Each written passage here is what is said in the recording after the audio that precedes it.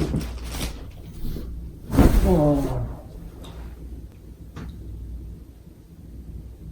Oh.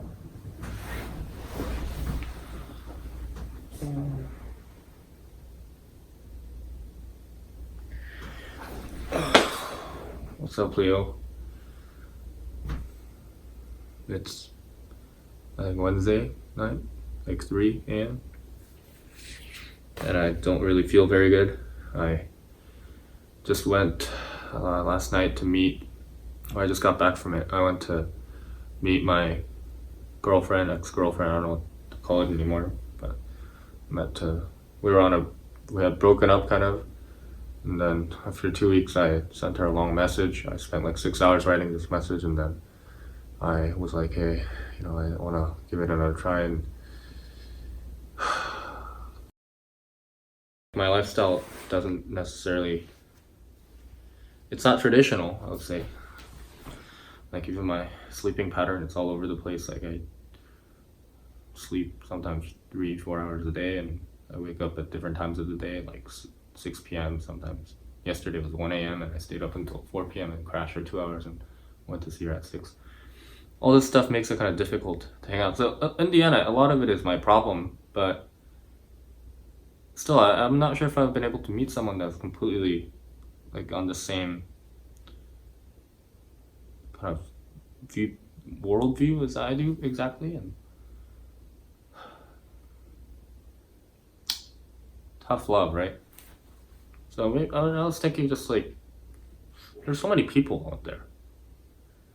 I mean, think about all the people, like females of my age, that are single in just Los Angeles, probably tens of thousands, if not hundreds of thousands, and then in the world, like hundreds of millions.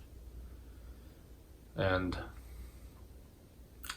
I could think of it positively. Most people do, optimistically, like, oh, of those billions of people, I've met you. I've met this special person. But today I just thought, like, especially after this dinner went bad and everything, I was like, of those hundreds of millions of people, I've only met X. Like, I've only met less than 10 or so, right? I really dated less than probably 4, 3. And it's just not a very large pool. Maybe I just don't come with enough contact with people. I do kind of lock myself in sometimes and just build a lot of stuff. And I don't really go out and meet enough people, I guess. Or like if I'm in school, at least if I'm in college, I get to meet other classmates and other people. But when I'm so like at this point, I don't really do that. I'm not in school. I don't actually go anywhere to work. I don't have coworkers. I used to, but they were all a lot older than I was at the time. Or even if they were my age, I guess we never talked about these stuff. Maybe I ought to build my own dating service that really eliminates the friction and gets more people to join and makes it more casual to meet. That's another problem I want to solve. Is I want these dating apps, they're good for matching people, but then once you've matched, there's a very low chance that you're actually going to meet them in person. And you think about all the opportunities that are lost. Like you could have met your future wife or husband by meeting them in person, but just because they didn't turn on notification or whatnot, didn't happen. And I want to minimize that. So one of the ideas I had was maybe you could have, like, I was thinking of connecting a profile to LinkedIn and just using your LinkedIn profile photo, and like it also has basic information about you, like what you do for work. Maybe that's too superficial, but something like that where it's very like instant sign on. Like Tinder, you still have to upload photos, you have to choose photos. That's like a hassle. So eliminating that step entirely, just hooking it up with something. In that aspect, Facebook has an advantage with their Facebook dating, or Instagram if they come up with.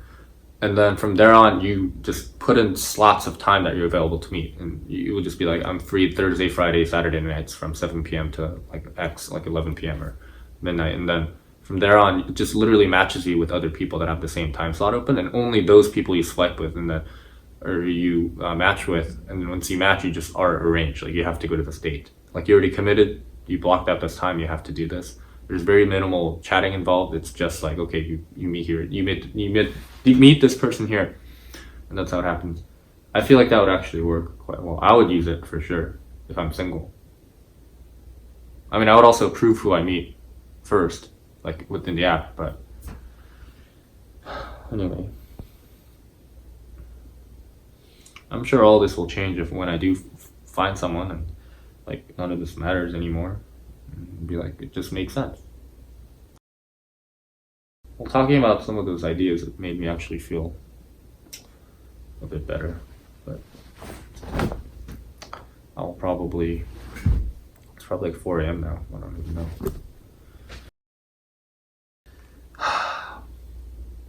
I'll get over it. I think every single thing happens for a reason, and it's what you make of it. So if I say this is crap, this sucks, like my heart is broken, and then like I just pout about it for weeks. That's all it is. If I consider it like I mean, I learned something out of it. I'll be different next time. It must mean that I'll meet someone else, and that really is what happens. So, or the right way to think about it is increase the amount of positive impact I can have on people while doing. I mean, my personal rule of thumb for doing anything is like I do it first because I can, second because it's interesting, third builds experiences and memories, and I think that's what makes a person rich, is the amount of memories they have. And fourth, is it harming anyone? If the answer is no, then you can do it. But if it's harming someone, then you shouldn't. So I'll just keep on following that rule, I guess. Just in this case, just be a little bit more mindful. Even if I'm not intentionally harming someone, if there's a byproduct like me just being too busy or be so focused that I'm not able to spend some time with other people that care about me, and it disappoints them, that is a net negative. So I can't do that.